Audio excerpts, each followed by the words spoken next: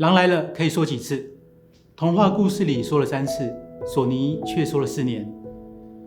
9月23号，我们拿到了台湾第一批出货的索尼 A7S3 相机，我们当然非常兴奋，想要把这台特别的相机介绍给大家。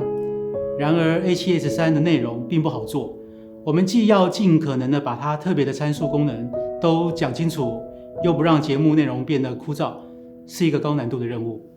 最后我们决定，我们先来说故事，说一个迷人的小故事，这样能让我们更了解这台相机的特别之处。各位好，我是汤尼大叔，欢迎来到科技生活风。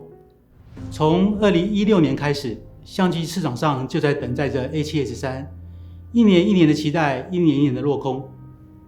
我手上这台 A7S3 足足让我们等了4年，终于皇天不负苦心人，漫长的等待在2020年有了变化。从2018年索尼推出一代神机 A7M3 开始，动摇了佳能相机界霸主的地位。这2年一路挨打的佳能决心要扳回一城，于是索尼佳能2个相机大厂就在2020年展开了一场精彩绝伦的好戏。首先是2020年2月13号，佳能就石破天惊的宣布，正在开发全新的旗舰级机种 EOS R5。注意，只是宣布正在开发，并不是正式的推出。在预先公布的少量规格中，既然包含了 8K 影片的录制功能，当下就在摄影圈引起了一阵骚动。大家都等着看竞争对手的索尼会端出什么菜来。然而索尼什么动作都没有，索尼佳能就像是2个武功高手对决一样，只是互相对峙，谁都不敢先出招，因为先出招的就会露出破绽，露出弱点。佳能首先沉不住气了，率先在2020年7月9号正式发布 R5 的详细规格，4500万的像素， 4K 120p 的录影能力，最重要的，真的有 8K。 在这个大家刚刚进入 4K 的时代，佳能已经来到 8K。 当天晚上，索尼在官方微博上公布了一张图片，标题是我自闭了。照片中，一台索尼相机倒扣在桌面上，一副投降认输、垂头丧气的样子。当时在网络上，佳能粉兴高采烈，索尼粉则忐忑不安。然而，索尼真的认输了吗？当然不是真的。就在佳能满心以为能凭借着 8K 完全碾压对手的时候，佳能的 EOS R5 在市场上传出了过热的灾情，市场一片哗然。然后索尼官方微博趁势再度上传了一张图片，标题是我想开了。图片中斗大的文字 A7S3 磅礴登场。原来索尼这个大绝早就准备好了，而且憋了4年，就等着正确的时机宝剑出鞘。像不像金庸小说中的屠龙刀和倚天剑？倚天不出，谁与争锋？说完了这个小故事，我们可以知道 A7S3 确实背负了不能输的压力。尤其在 EOS R5 传出了过热的灾情后，所有的人势必拿着放大器检视。索尼没有让人失望，缴出了漂亮的成绩。我甚至可以这么说，在 4K 的级距，未来的竞争者会很难超越索尼。其实这次索尼 A7S3 最核心的改变，就是 4K 120p 10比特422，然后把像素维持在1200万，以换取更纯净的高 ISO 画面。像这样将 4K 的拍摄规格大幅的提高，又将低光源的拍摄能力推到极致，再加上优异的自动对焦，这样的组合说明了它是一台非常强悍的视频机，堪称经典。因为 A7S3 只有1200万像素的关系，很多人会担心它的拍照能力。持平的说，如果你拍照大多数是野生动物、鸟类或者是运动赛事这些需要高像素的场景，或许你时常需要比较大的裁切空间进行2次构图，那么 A7S3 不会是适合你的相机。但是我认为大部分人都低估了 A7S3 的拍照能力。索尼这次将电子观景窗 EVF 大幅提升到944万像素，会更接近光学光景窗。这个名词很有感觉吧？我好像提到了一个只有老玩家才懂的东西。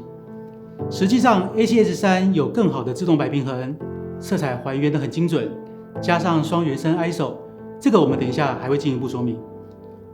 当你把 ISO 值设定在12080时，可以解放许多小光圈的镜头，完成的照片成像品质常常让我很惊喜。回来聊影片，在此之前，索尼的微单不论是 A7III、A7R3、A7R4，都只有内录 4K 30p 8比特。现在有了 120p， 你的 4K 影片就会有更多的速度弹性，你可以用4倍的升格慢动作来凸显影片的情绪，抖动也变得不那么明显。利用快慢速度的调整，让影片变得更好看。10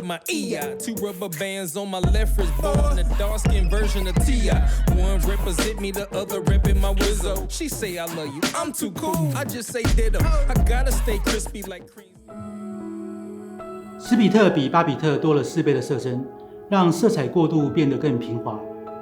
这样有15档动态范围的 S-Log3 也能有更好的发挥。那我们在2级调色时，色彩断裂的情况就会改善很多。我们再来看看外观，索尼把录影键放到了顶部，跟 C1 键互换位置，这样更方便拍摄。我知道很多人，包含我们自己，会把快门键定义为录影键，现在你仍然可以这么做。然后继 ZV-E 后，索尼终于到了侧翻转萤幕的时代，而且它还有不错的触控功能。如果你是轻度的 Vlog 使用者，现在 A7S3 也可以成为你的可选择配备之一。它的电池不变，还是原来那一颗 FZ100， 萤幕仍然是144万的像素，但感觉更亮了点。录制开始时，四周会有红框，更明显的提示你正在录影中。再来，索尼给了一个标准的 HDMI 口，更坚固了。透过这个接口，你可以实现 4K 60p 16比特若外录。但目前为止，外录设备还没有跟上，真正实现还需要一点时间。再来看另一侧，这个部分我太喜欢了，一定要花点时间说明一下。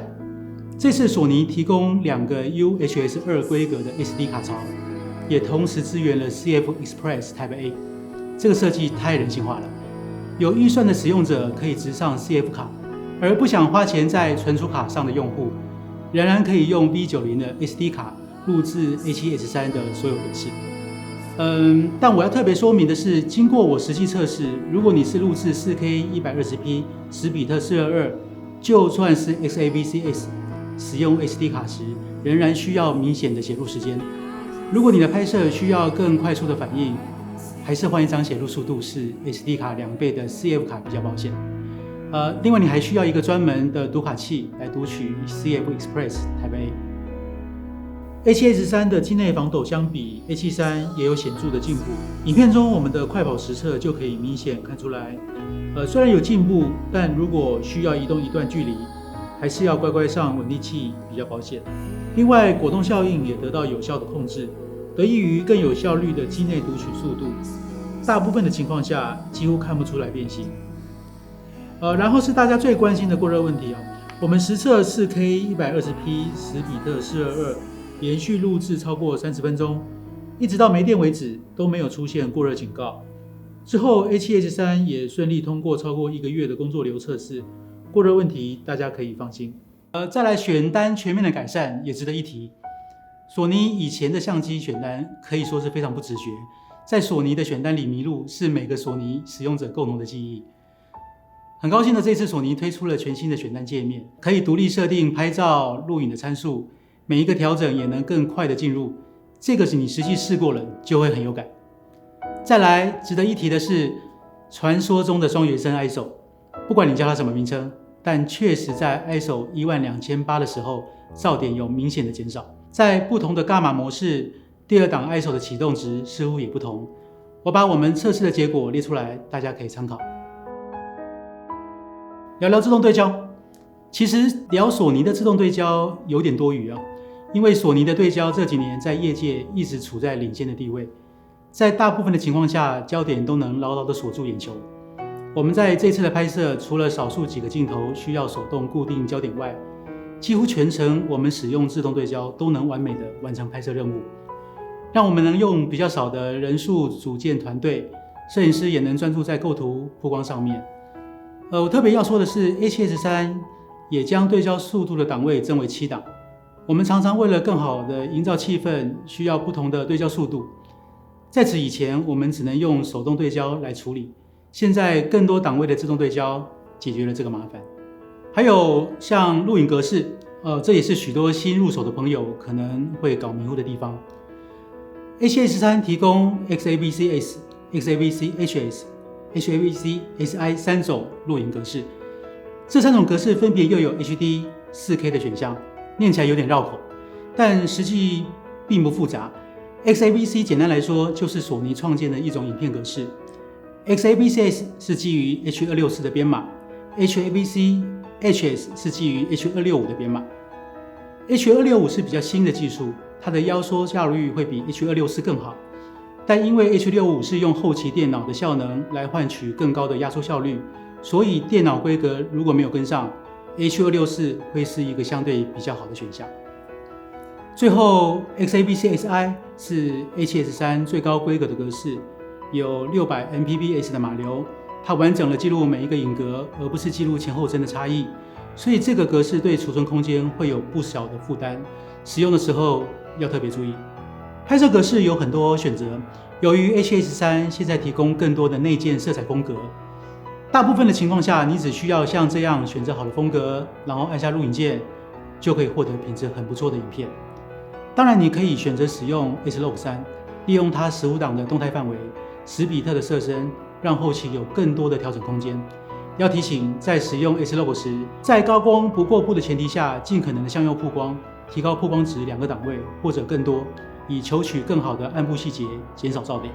A7S3 因为有侧翻转萤幕，搭配21.8的G镜，也是一个不错的 Vlog 设备。